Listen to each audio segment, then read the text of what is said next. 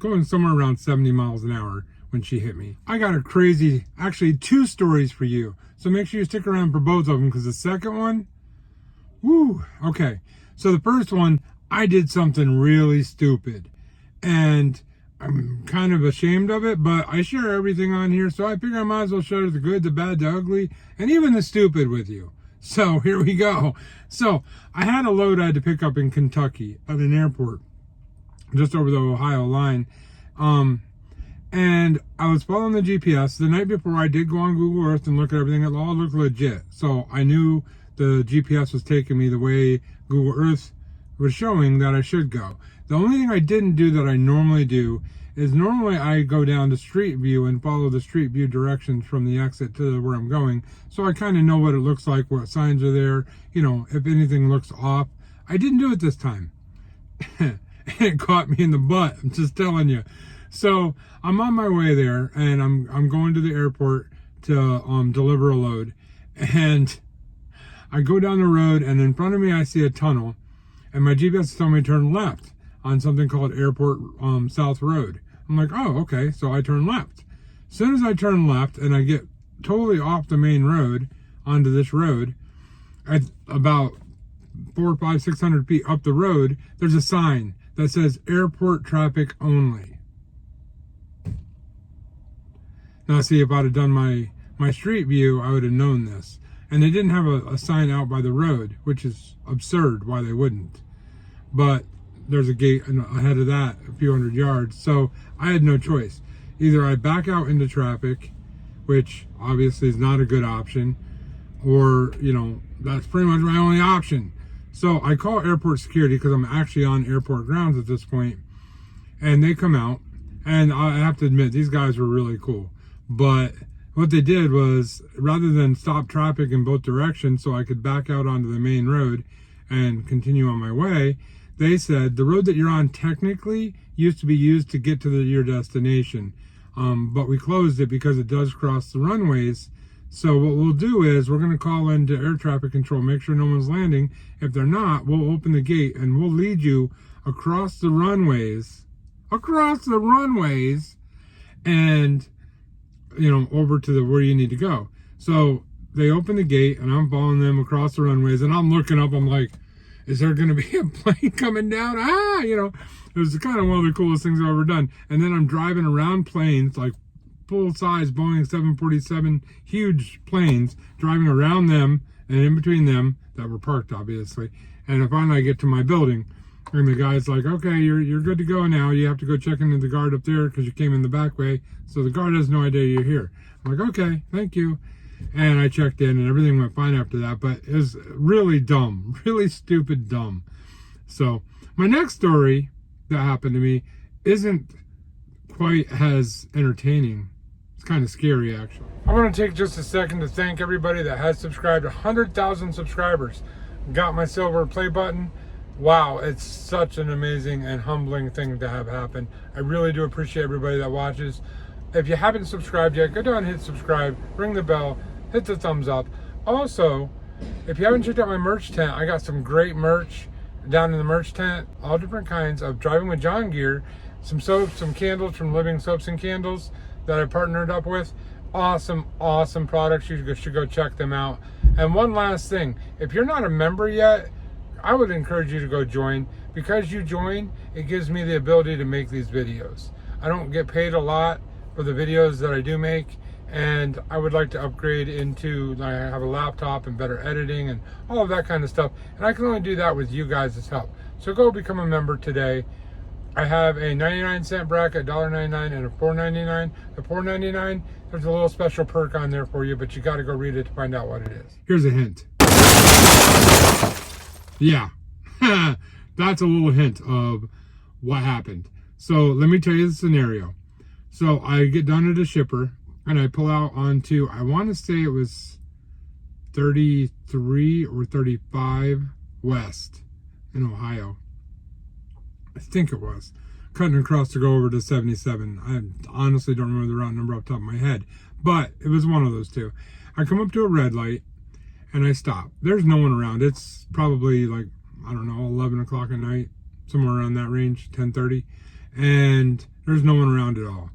So the light turns green. I start accelerating, and I happen to notice in my mirror when I'm looking at my side mirror that there's lights coming up behind me, and they're coming up really fast. And I'm just taking off from a red light, so I can't get up to speed that fast, especially loaded. So I'm probably going 20, 25, inching my way to 30 as I'm watching these lights come towards me at a drastic rate of speed from behind towards the back of my truck. And so I'm like, okay, it's a 4-lane, so they can whip around me. It's nothing to panic about, or they'll hit their brakes. It'll be okay. And I keep watching them. And, I'm trying to speed up as quickly as I can. And all of a sudden the headlights disappear. And I'm like, oh no, they're going to hit me. And about the time I said hit me in my head, the whole truck just went boom, like that. It was a crazy hit. And to move a loaded semi-truck, you have to be flying. So the lady actually hit me from behind, going about 70 miles an hour, and I was going around 30, 35. So as you can imagine, the DOT bumper was really messed up. It looked like this.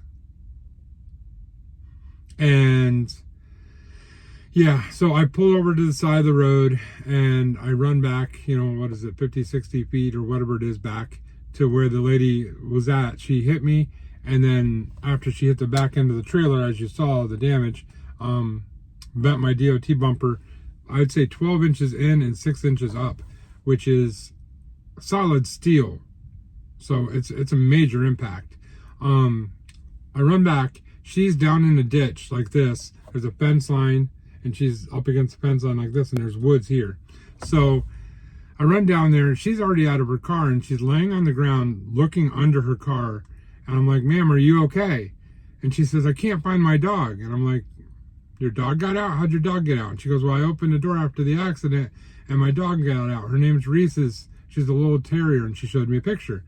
So I said, are you okay? You should sit down. I'll look for your dog. And so she sits down for a couple seconds, and then I start looking for her dog, and then next thing I know, she's up walking around looking for her dog. And finally, a Good Samaritan pulled over. I don't know what their name was, but I really appreciate that they did that. They asked me what was going on. I told them what happened, and I asked them to just kind of keep an eye on her so I could look for this dog, because this lady was erratically upset about this dog. And I get it, I have dogs, so I do understand, you're probably more worried about them in that moment than you are yourself. In the process of conversation, I did find out she said she hit her head very hard, which she was acting kind of erratic, so I kind of knew that. So about 5 minutes goes by. I already called 911 and all that good stuff, and they asked me who they should send, and I sent an ambulance, and a fire, or an ambulance and police at least. Well, they had 2 fire engines, 4 cop cars, and 2 ambulances pull up. And there was just people everywhere. And the car, as you saw earlier, here it is again, was demolished. Like demolished.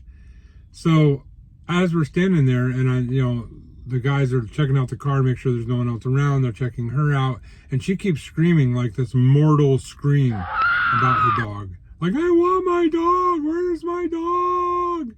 And, I get it, but she has to make sure she's okay too. So all of a sudden I realize there's nobody tending to her anymore. She's just sitting there crying and screaming while approximately 20 or 30 first responders, between police, firemen, and ambulance workers, are wandering around in the woods and all along the side of the roads with flashlights screaming, Reese's, Reese's, because their dog's name was Reese's. I was in awe. Like, first of all, I was surprised no one was tending to her. And second of all, that they would take their time to look for her dog was mind-blowing to me. And not sure it was the right call, but it was really cool that they did that. So, long story short, they checked her clear. She said she didn't need an ambulance. She turned down an ambulance, said she was fine. I don't know if they ever found the dog. But the cop said that she was, according to her accounts, were going somewhere around 70 miles an hour when she hit me. Guys, they never did tell me why she was never even touched her brakes before she hit me. My guess was she's either on her phone or more worried about her dog than she was driving. Guys, distracted driving kills people every single day. I see it every single day on the highway. I don't mean to get on a soapbox, but don't get on your phone on the highway or when your car's moving at all. It's not worth it. It's not worth my life. It's not worth your life. No one should die because of a text message. Thank you for watching. And always remember, truckers are people too. See you on the next video. Driving with John is coming through!